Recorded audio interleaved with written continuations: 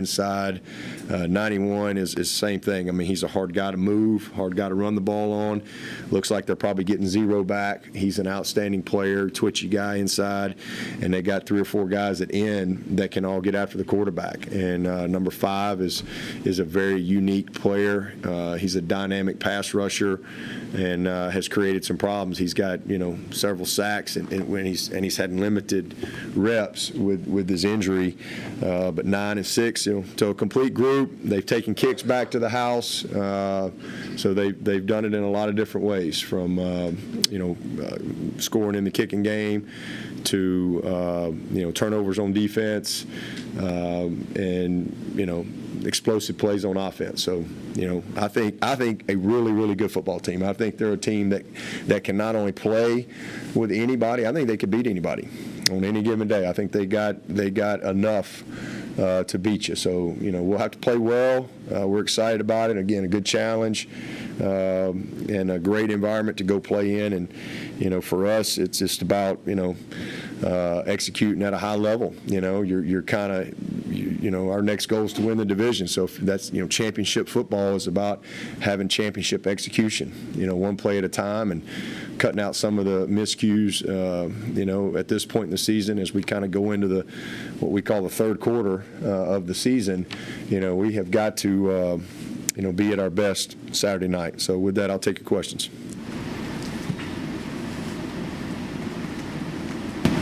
All right, see y'all there. Dabo, so much about college football is built on rivalries. You'd probably agree. Who would you say that is Clemson's biggest ACC rival?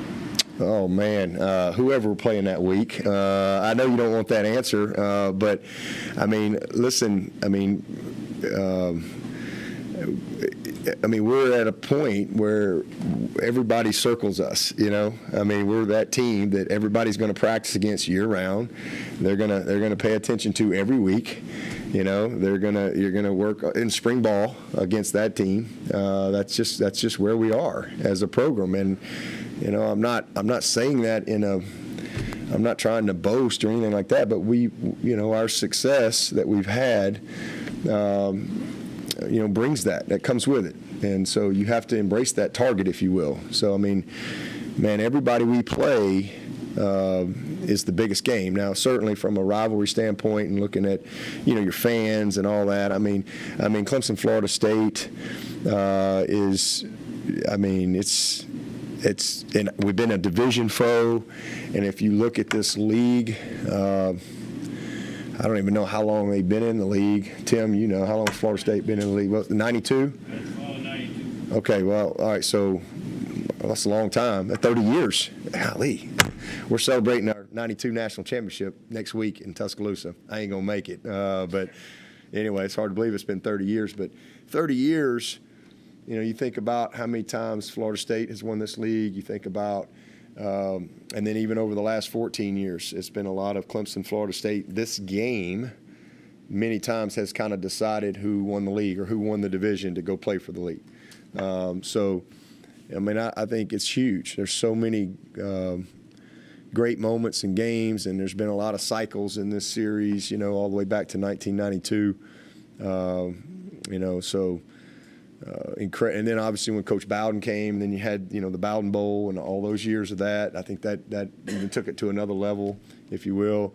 But, I think, that's probably one for sure. I know there's been a lot of history with Clemson, Georgia Tech forever. I think for a long time, I think didn't Coach Howard go to Atlanta every year for a long time?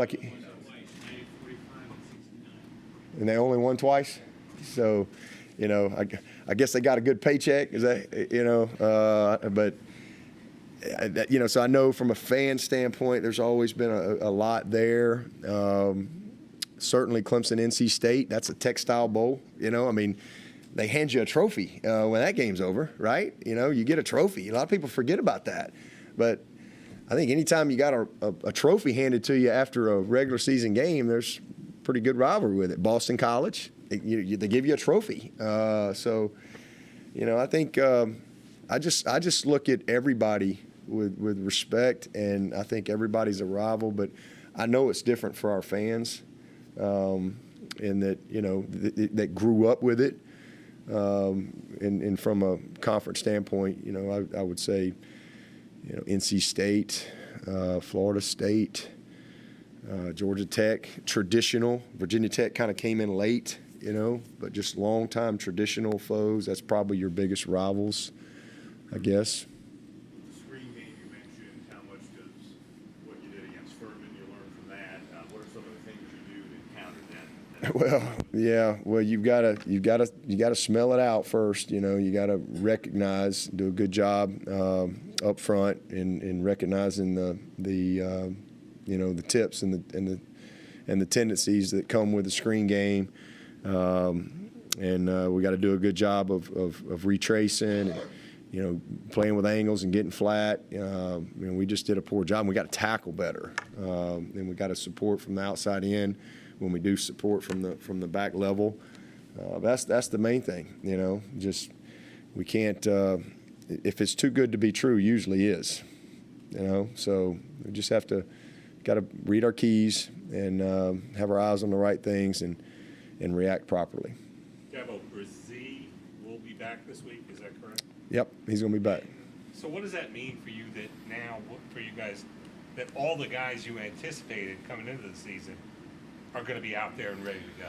Hopefully it's good. Like I said, I don't think we get worse with Brian back. I think he makes us better. It's great to get Trey back last week. He had a nice sack, and then certainly getting Xavier Thomas going and continuing to go with building his role, getting him back fully confident. I think is huge for us. But we've gotten better.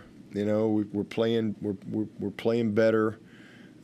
These last couple weeks, I think we've played our best football defensively, and we've cleaned some things up on the back end. We've played with a little bit more discipline, a little bit more attention to details. I think it's a reflection of how we've practiced, to be honest with you. I think some guys have, again, you sometimes as I've said, sometimes you lose before guys really kind of grow up.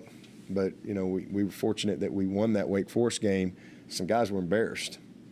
And, you can tell, we all have had kids, right? You tell them the stove's hot, and, what do? If I tell all y'all, hey, don't look in the back of the room right there, don't look what's going on back there, y'all all want to turn and look back there. So, that's kind of where we are. And I think some guys have just changed their practice habits a little bit. Coaches have done a good job of getting their attention, and we've just played cleaner. And, we've given up some plays here or there, but so, it'll be nice to be able to get, we haven't had Sheridan in a while. He's a veteran player that's played a lot of football, and he's got a lot of experience. He understands the game, so we've been kind of growing some guys up. Some, young guys there's even guys that are really good young players. They're not anywhere what they're going to be with some experience. So I think that part, the fact that we're undefeated and we've had to play a lot of guys, and guys have gotten some good experience, I think that will serve us well at some point. But it's nice to get some of these guys back that are a little more seasoned. Talk about Sheridan. Is he still day-to-day, or is he cleared? He's still day-to-day, but we're, hopefully, today and tomorrow I think are the critical days for him. We thought he was going to play last week, and just literally on Friday we found out he couldn't go. So he's still day to day, but we are hopeful that he'll have a good week and we'll be able to go. But that's where we are. Tyler and RJ at this point. They'll be back. Is the plan for XT to kind of gradually add more plays Yeah. for him Yep. each week? Yep. It is, just keep kind of increasing his workload during the week at practice, still be smart with him. He's played a lot of football, he's been around a while. He understands things, but just try to, slowly increase his work capacity through the week and be smart with him. And then just, he's and then he knows what he can and can't do, but he's in a good spot, and like I said, the doctors feel really good about him. Obviously, he looked pretty good the other night, but we're just trying to be cautious with him. And so, but yeah, we'll definitely. I think he'll play more than 6 plays. Hope so. Dabo, has the offensive line progressed about how you would have wanted and expected at this point in the season? They have. I think they've come together. I thought we had a few miscues the other night, but it's a good group. It's a good group. We've had more continuity than we've had. Probably the biggest thing is I wish we'd been able to, through 6 games, get a little bit more playing time for 2 or 3 other guys, and just hasn't worked out that way, But because I am confident there's, with our backups, but we just, we're just. Sometimes you feel like you're living and dying on every play, and you got your best guys out there, and they've earned that. But the continuity, the consistency for DJ, I think, has made a huge difference. And again, not perfect. I don't think anybody's going to win the Outland Trophy right away, but we are much better. We're much better in every area. We've protected our quarterback well. We've been able to, have pretty good balance throughout the season, and we've had a lot of explosive plays. So they're where I hope we'd be. I mean, still a work in progress, but in a long season ahead. But they are a group that has really gelled well. I mean, I'm really proud of Marcus Tate. From where he was last year to where he is now, it's night and day. Blake is a true freshman, and he probably had his worst game the other night. Just got beat inside 2 or 3 times, oversetting on some things and some footwork stuff. But he's the same thing. Very conscientious kid, physical. He really can do everything we need him to do, and he's just growing each and every week. J Mac's a pro. I mean, J Mac, he's gonna play for a long time. That guy's he's as good as we've ever had. I mean, he's a really, really good football player. Putnam, same thing, man. It's amazing how consistent he is. Just incredibly consistent. You can just count on him week in and week out. And then Walker Parks he's the Shipley up front. He just brings a fire to the group that you love. What's the ceiling for this running game, and how much better do you see it getting over the second half? Oh, I think we can get a lot better. And it's everybody. It's not just your OL. It's making the right decisions in the run game, because we put a lot of it will come on our quarterback too. It's making the right decisions, not just the quarterback, but also the right decisions with our backs, as far as trusting things, not cutting on air, pressing blocks. I mean, it's got to all sync up. It's not always the line. Sometimes your back doesn't. He tries to do too much. And so it's your tight ends. It's your receivers doing a good job, on the second and third level. It's all got to be tied together, and then it's your RPOs off of it. It's your control plays. It's your screen game. There's a lot of things that go into your run game in 2022 that was different in 1992. So it's a totality of it. But I think we can be a really, really good running football team. DJ has been a huge factor for us. He's 3rd and 3 the other night, backed up, and we call a quarterback draw. And he ran for 40 yards. So that wouldn't probably happen last year. He's just a very, very confident kid.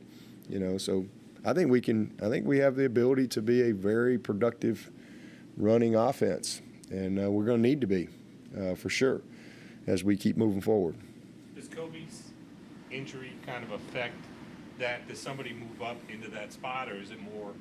Dominique is our third. He'll be our third guy, Dominique Thompson, and I love Dominique Thompson. I hate that he's another one of those guys. Kind of like I was saying on our OL. I hate we haven't been able to get him more opportunity, because he's a really good player. But his time will come. It'll come at some point, and y'all are going to go like, wow, where'd that guy come from? He's a really tough, hard to tackle guy. He's got great vision.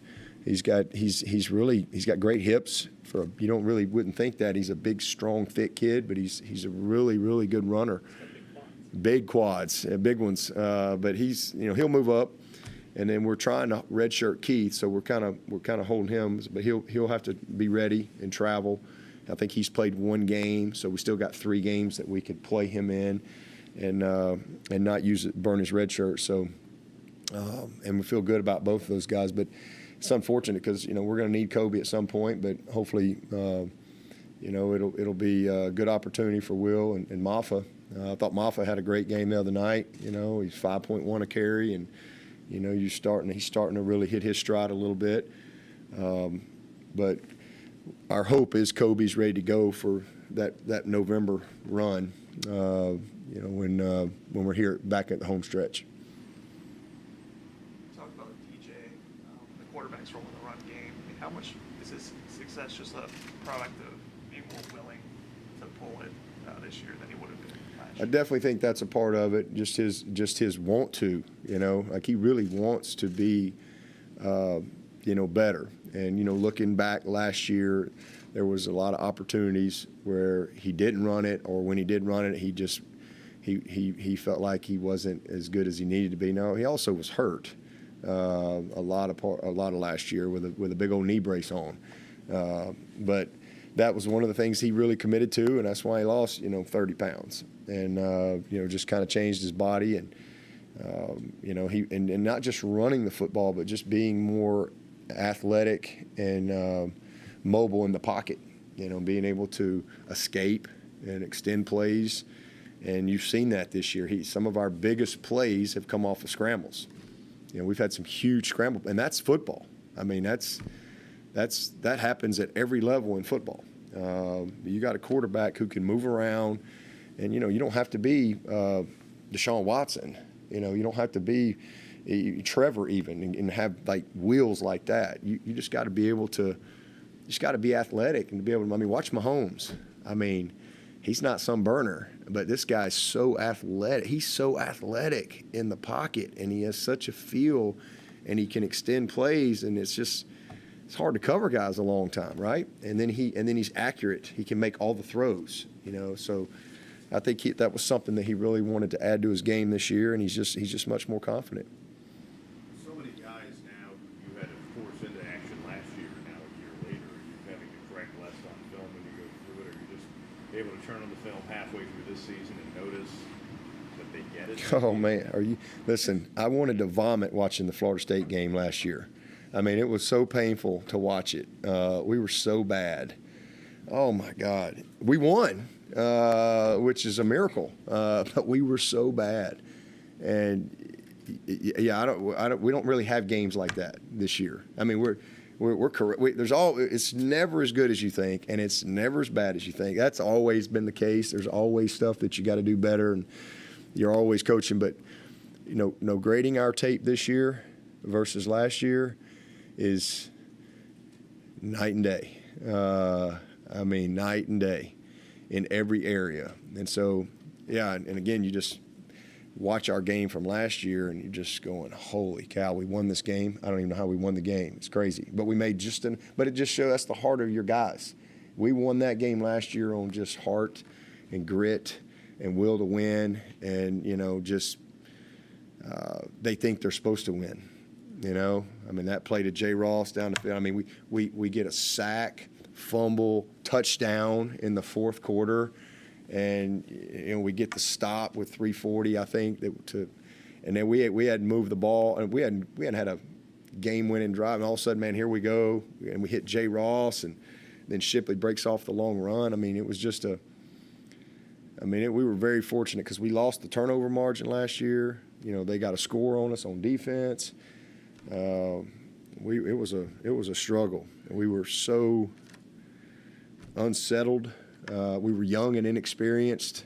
Looking at Shipley now compared to last year's night and day. Missed plays. I mean, so it was a frustrating season as far as just grading and correcting and teaching week in and week out. This year it's been better. Again, it's a lot every week still, but it's more stuff that you would expect. Normal corrections, normal teaching, and not some of the just frustrating things that we did last year. Talked about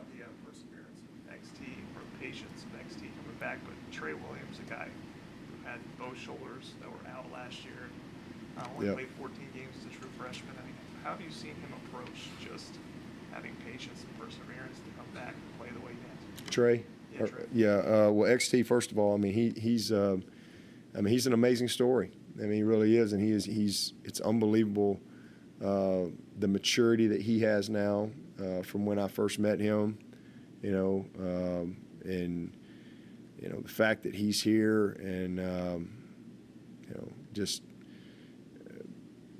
what he's been through, what he's overcome, where he is, just from a growth as a human being. I mean, I'm really proud of him, and then just his knowledge as a football player. I mean, he really was not a very knowledgeable player when he came here at all. He was just a good athlete that could run fast and was strong and looked the part. But he had so much to learn, and he's really he's just more of a complete player, and he's in the best shape of his life, mentally and physically. And I'm really, really proud of him. And it's fun to see him, overcome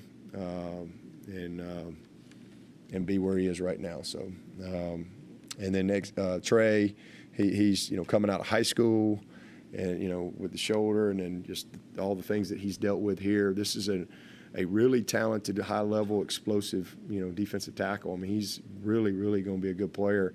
And you've seen flashes of him. And, he knows what he can do, but he's been limited, with injuries, with his knee, his shoulders. He's had a lot of things, but he's just kept the faith. He's just continues to have a smile on his face, and, he's stayed confident. And, I think our staff's done a great job of keeping him encouraged. And so, it's great, to see him out there. And it was fun to see him have a sack the other night. I think he had about 40 people there. So saw his mom before the game when I was getting on the bus at the hotel. It's good to see her, and so I'm proud of him, really happy for him, and it's all in front of him. I mean, it's still, he's just I guess technically a redshirt sophomore, so he's still got it all in front of him, and if he stays healthy, he will finish well here at Clemson for sure. Is it a common thing for guys to come here without a great deal of aptitude for the game, though, generally, even though they may be highly regarded? You do a lot of teaching. Oh, yeah. Just the bait, Yeah. just things you might Yeah. expect them to already know. Yeah, that's why I always say you never know. I mean, that's what I don't like about the recruiting process is you get all these kids labeled, and it creates, it's just not good. It's not good for their mental health, to be honest with you. Because they're kids, and although they may be physically ready, they're mentally a ways off. There's just there's a huge transition, and then you have some guys that physically are not ready, but mentally, man, they get it. Like, they get it, and they can just go play. And that's, you just never know that till you start coaching a kid. You just don't. And when you start projecting that, and then all of a sudden, this guy's not playing, and people get disappointed, and all this and that, but because he's supposed to just do all this stuff.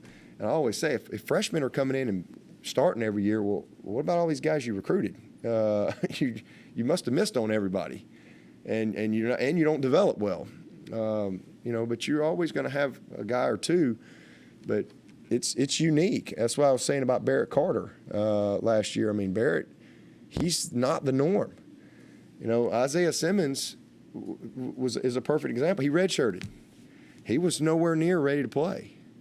I don't think he was very serious about it, and he was just kind of an athlete. Roamed around at middle third, and they'd throw him some jump balls, but he wasn't really serious about. And now all of a sudden you're playing nickel Sam in our defense, and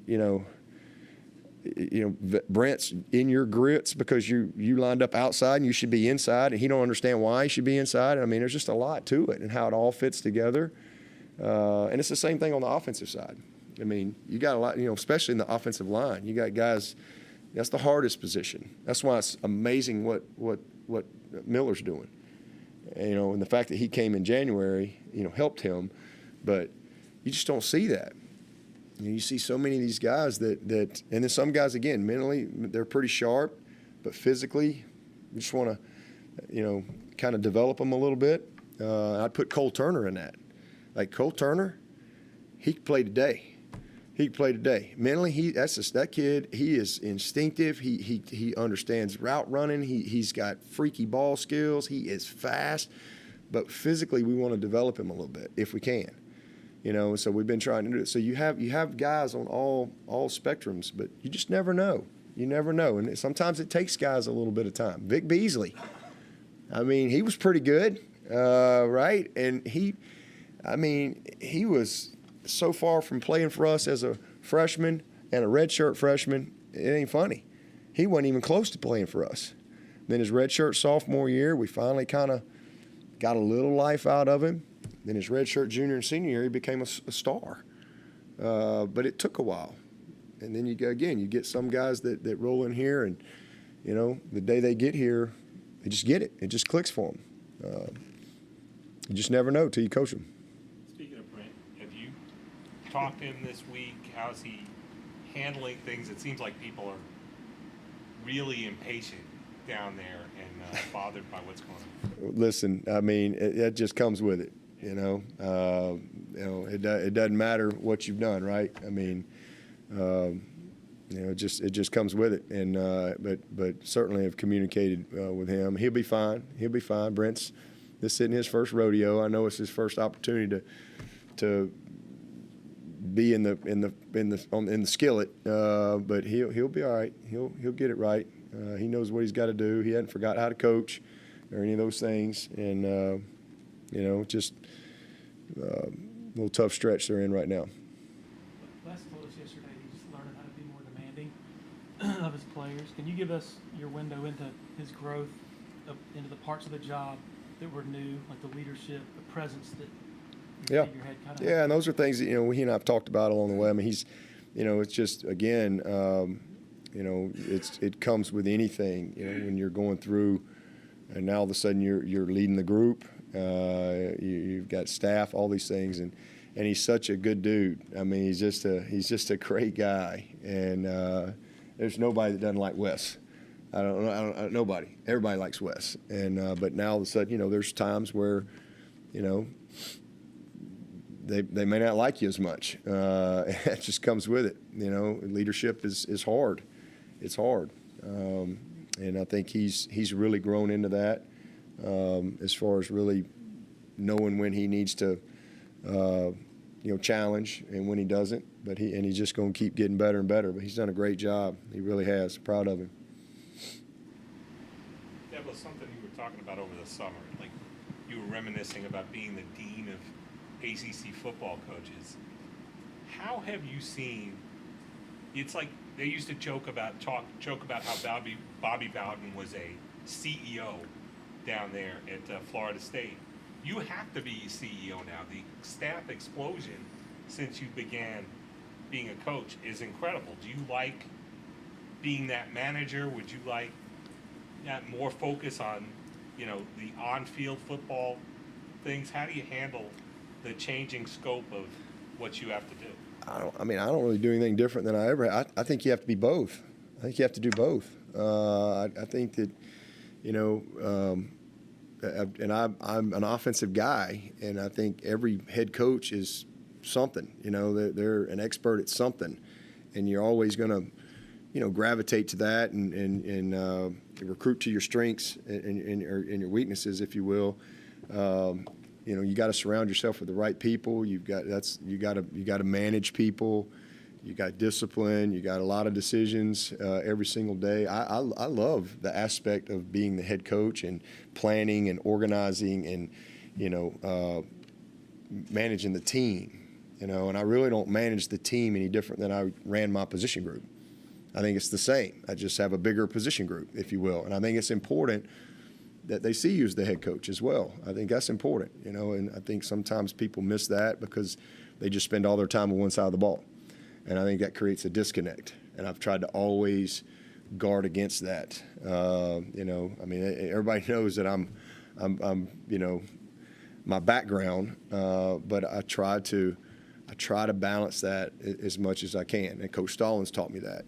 He was a defensive guy, but he knew what was going on. And I think you have to be very engaged as to what's going on.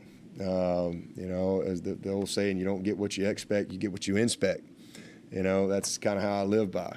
And, you know, but you have to be engaged. You got to be engaged with your players. You got to be engaged with your staff.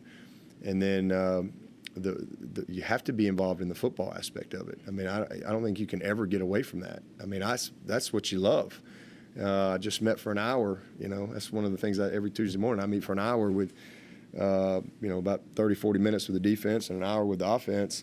And, you know, it's one of my favorite days of the week as far as, you know, some of the key pieces of what we're trying to do game plan wise on both sides of the ball. And so I'm very engaged in all aspects. I don't think, but yeah, you got to be a CEO. I mean, you can't, I mean, you got to, there's a lot of decisions, there's a lot of things going on at a high level, but you also got to have good people. Now, I'm very fortunate. You know, I got Woody.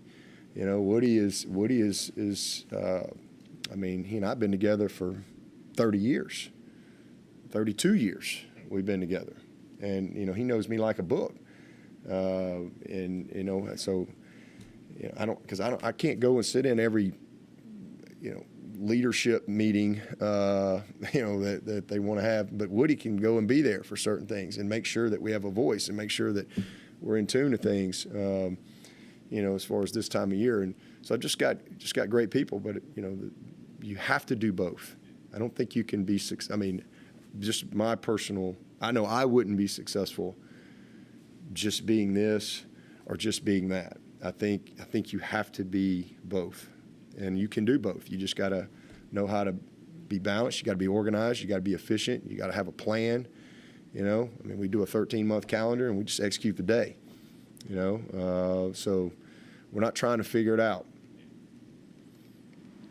Well, Jeremiah Trotter Jr., I think he recently said he prepares like a pro. I think his dad will literally watch his practice reps and give him feedback on what he did at practice. I mean, how much do you think having that resource in his dad has kind of led to that preparation? Well, I mean, I don't think you can even question that. I mean, you know, as his dad, and you're, you know, it'd be like, I mean, be like your dad being, I don't know, the best actor in Hollywood or so, and a movie star, and you know, you're wanting to get into that business, you know, and your dad's Robert De Niro or whoever, Lonesome Dove, and you know, and Duvall, and you know, you want to, okay, Dad, you know, I want to learn how to do this. He's probably going to have pretty good, you know, advice. Now, obviously, you got to have the talent and the skill set, but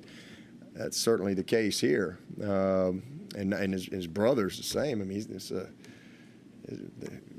just linebackers, man. So, I mean, his father's one of the best to ever do it, right? I mean, great player for a long time in the pros. So you don't play that long in the pros if you don't have great knowledge, you know, great understanding of the nuances of the game, you know, hands, feet, eyes, offense, you know, you name it. And so there's no doubt that he's taught that to his son. It's his son's like, hey, I want to play football.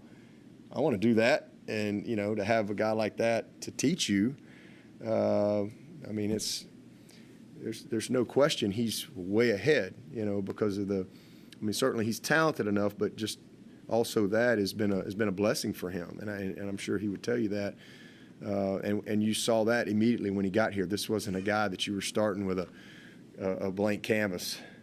I mean, this is a guy that, you know, we just need to kind of frame it up really good, you know. I mean, hanging on the wall. I mean, he's really, really good.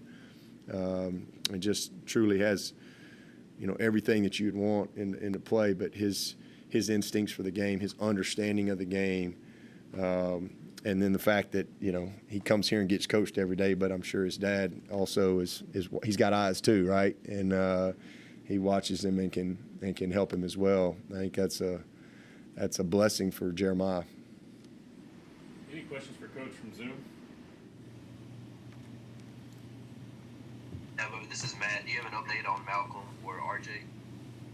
Yeah, they're back. Malcolm was back last week. I know he didn't get in there, but he was ready if needed. And we expect RJ to be back.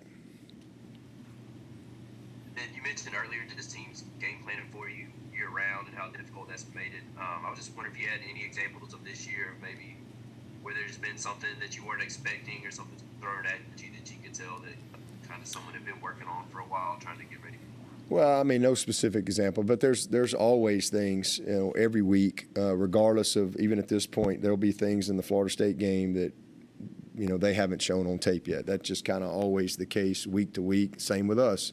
You make the adjustments and you keep moving. But I just was making the point that we were talking about rivalries, and I was just making the point that I think our mindset is everybody wants to beat us. That's we know that there's a target on our back at Clemson, and we're that game that you're going to get everybody's best. You're not going to get anybody's C game. It's just not going to happen, and you have to understand that. If you come to Clemson, you got to understand that you're not going to. Nobody's going to sleepwalk against you. It doesn't matter who you play, from Furman to whoever. You are going to get everybody's absolute best effort on that given day, and you got to be built and ready for that.